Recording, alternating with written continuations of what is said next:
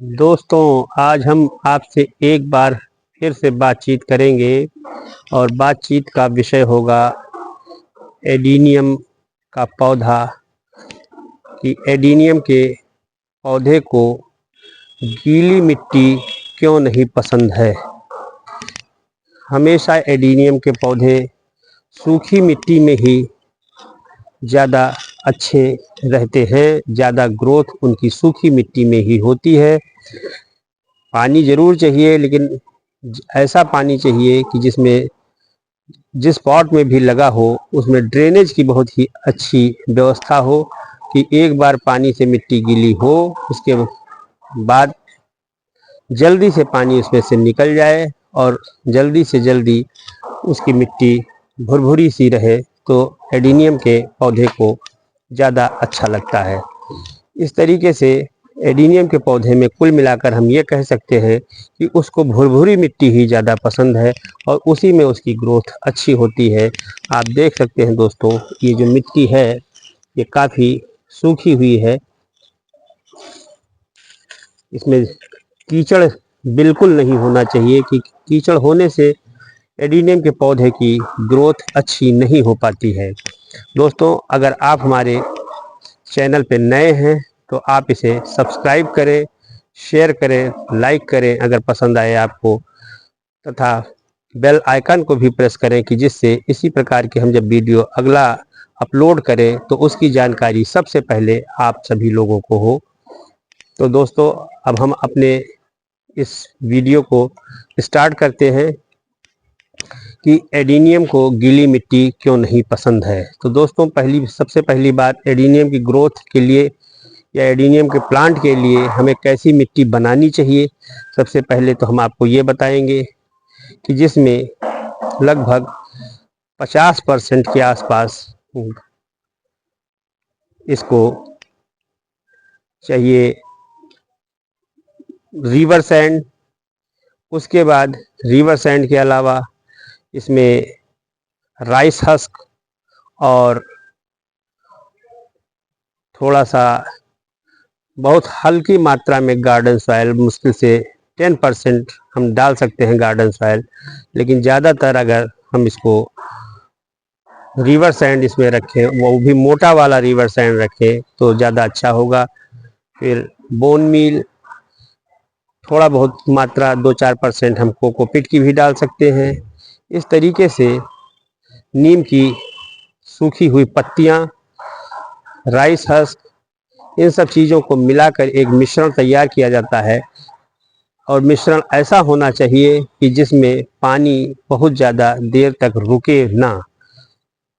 एक बार आप पौधे की सिंचाई करें, पौधे को पानी दें कि 10 मिनट के अंदर उसमें पानी निकल जाए, बिल्कुल फिर मिट्टी भुरभुरी हो जाए।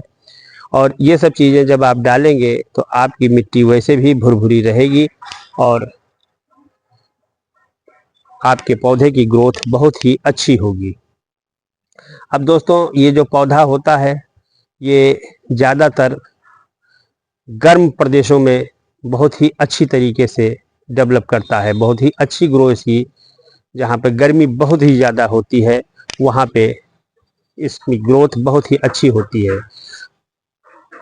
हम लोग चूँकि उत्तर प्रदेश में वास करते हैं, वो भी लखनऊ में, तो हम लोगों के यहाँ उतनी ज़्यादा गर्मी नहीं होती है। फिर भी गर्मी होती है, लेकिन जिस तरीके से राजस्थान वगैरह में गर्मी है उस तरीके से नहीं है। तो इसको हम लोग भी कोशिश करें कि ऐसी मिट्टी में लगाएं कि जिसमें पानी ज़्यादा ना रुके। और दूसरा सबसे प्रमुख चीज़ ये रहे कि खुले आसमान के नीचे यानी सनलाइट में रखें तो ज़्यादा अच्छा होगा। सनलाइट में पौधे का ग्रोथ बहुत ही अच्छा होगा। सनलाइट होना बहुत ही ज़रूरी है एडीनियम के पौधे के लिए, क्योंकि अगर आप कोडेक्स को इसी तरीके से मोटा करना चाहते हैं तो मिट्टी बहुत ही अच्छी आपको बनानी होगी और कीचड़ से रहित मिट्टी होगी तो ही ज़्यादा अच्छा होगा, क्योंकि इस प्लांट में फंगल इन्फेक्शन कीचड़ में होने से बहुत ज़्यादा फैलने की संभावना रहती है। इसलिए कोशिश हमको यही करनी चाहिए कि हम इसको बिल्कुल भुरभुरी मिट्टी में ही रखें। थोड़ा पानी डालें, पानी निकल जाए, फिर पानी 2 दिन 4 दिन बाद हम डाल सकते हैं, लेकिन ऐसा पानी न डालें कि उसमें पानी रुकने पावे।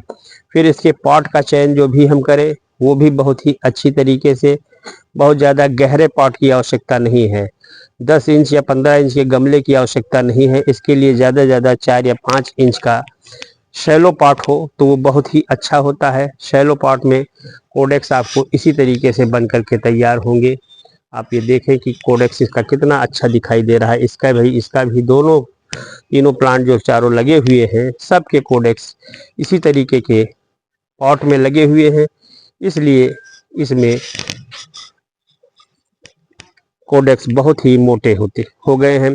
क्योंकि इसके कोडेक्स, ये सकुलेंट प्लांट होता है तो ये पानी को एब्जॉर्ब भी कर लेता है, तो इसलिए इसको बहुत जल्दी जल्दी पानी की आवश्यकता नहीं होती। क्योंकि रेगिस्तान वगैरह में ज़्यादातर ये प्लांट पाए जाते हैं तो वहाँ पर ये जो इसका कोडेक्स होता है वो वाटर को एब्जॉर्ब किए रहता है, इसलिए अगर इसको 8 दिन 10 दिन पानी वहाँ पर न मिले तो भी ये प्लांट मुरझाने वाला नहीं है, सूखने वाला नहीं है। इस प्रकार से इसकी ग्रोथ होती रहती है। और जब मौका लगे आपको 8 दिन 10 दिन पे भी आप पानी डालें तो भी ये पौधा जल्दी सूखेगा नहीं और आपका ग्रोथ अच्छी होगी। अब इसके चूँकि इस समय डॉर्मेंसी का पीरियड चल ही रहा है तो डॉर्मेंसी के पीरियड में वैसे भी बहुत ज़्यादा पानी देने की आवश्यकता नहीं होती है। एक बार पानी डाल दें तो 8-10 दिन तक अगर आप पानी नहीं डालेंगे तो भी आपका पौधा सूखेगा नहीं, आपका पौधा हरा भरा रहेगा। फ्लावरिंग तो बहुत अच्छी नहीं होगी और पत्तियां भी लगभग गिर जाती हैं, लेकिन जो भी थोड़ी बहुत पत्ती बचेगी वो उसके कारण से पौधा आपका सूखेगा नहीं। डॉर्मेंसी पीरियड जब समाप्त हो जाएगा उसके बाद फिर इसमें नई नई लीव्स आएंगी और धीरे धीरे पौधा आपका बुशी होता चला जाएगा, लीफी होता चला जाएगा और इस तरीके से फिर से हरा भरा आपका गार्डन दिखाई देगा। यहाँ पे जितने भी प्लांट लगे हुए हैं सब में आप देख सकते हैं कि इस समय डॉर्मेंसी पीरियड क्योंकि स्टार्ट हो चुका है, दिसंबर का महीना आ गया है, ठंड काफ़ी धीरे धीरे बढ़ती चली जा रही है, तो इस प्रकार से इसमें बहुत ज़्यादा ग्रोथ इस समय नहीं होती है डॉर्मेंसी पीरियड में। लेकिन फिर भी जो कुछ भी है वो आपके सामने दिखाई दे रहा है। तो सबसे पहला कारण तो यही कि डॉर्मेंसी पीरियड में भी और वैसे भी हम मिट्टी कोशिश करें कि भुरभुरी ही बनी रहे तो ज़्यादा अच्छा होगा। प्लांट आपका सनलाइट में रहे जिसमें कम से कम 7-8 घंटे तो इसको डायरेक्ट सनलाइट मिलती ही रहे, क्योंकि जितनी ही गर्मी वाले क्षेत्र में ये प्लांट रहेगा वहाँ पे इसकी ग्रोथ बहुत ही अच्छी होगी और बहुत अच्छी फ्लावरिंग होगी, बहुत अच्छी पत्तियाँ रहेंगी, देखने में गार्डन हरा भरा दिखाई देता रहेगा। अब चूँकि डॉर्मेंसी पीरियड है तो इस समय थोड़ा फ्लावरिंग भी कम हो जाती है, ना के बराबर, लेकिन फिर भी जो कुछ भी है लगे हुए आप दिखाई दे रहा है आपके सामने है। इसी तरीके से इसकी लगभग पत्तियां गिर गई हैं, थोड़ी बहुत पत्तियां जो पहले नई निकली थी वही लगी रह गई हैं। तो इस प्रकार अगर आप इसकी केयर करेंगे, कीचड़ युक्त मिट्टी नहीं रखेंगे तो आपके पौधे बहुत ही अच्छी तरीके से ग्रो करेंगे। कीचड़ में रखने से, कीचड़ हो जाने से पॉट में फंगल इन्फेक्शन का बहुत ज़्यादा खतरा हो जाता है और उससे आपके जो कोडेक्स हैं वो ख़राब हो जाने की पूरी संभावना रहती है। इस तरीके से आप इसको देखते रहें और इस तरीके से आप इसे पौधे का ध्यान देंगे तो आपका पौधा बहुत ही अच्छी तरीके से ग्रो करेगा और देखने में भी बहुत ही अच्छा रहेगा। दोस्तों, और भी इसमें ध्यान देने की बातें हैं, इस समय तो नहीं, लेकिन जब ये डॉर्मेंसी पीरियड के बाद आएगा, मतलब जनवरी के आसपास बीतने के बाद फरवरी में जब डॉर्मेंसी पीरियड समाप्त हो जाएगा तब हम इसमें नए तरीके से फिर से इसके जो केयर करने के तरीके हैं, इसकी गुड़ाई करेंगे, इसके खरपतवार जो कुछ भी होंगे निकाल देंगे और भी इसमें जो भी फर्टिलाइज़र वगैरह हमको देना होगा वो देंगे, तो इसमें फ्लावरिंग बहुत ही अच्छी होने लगेगी।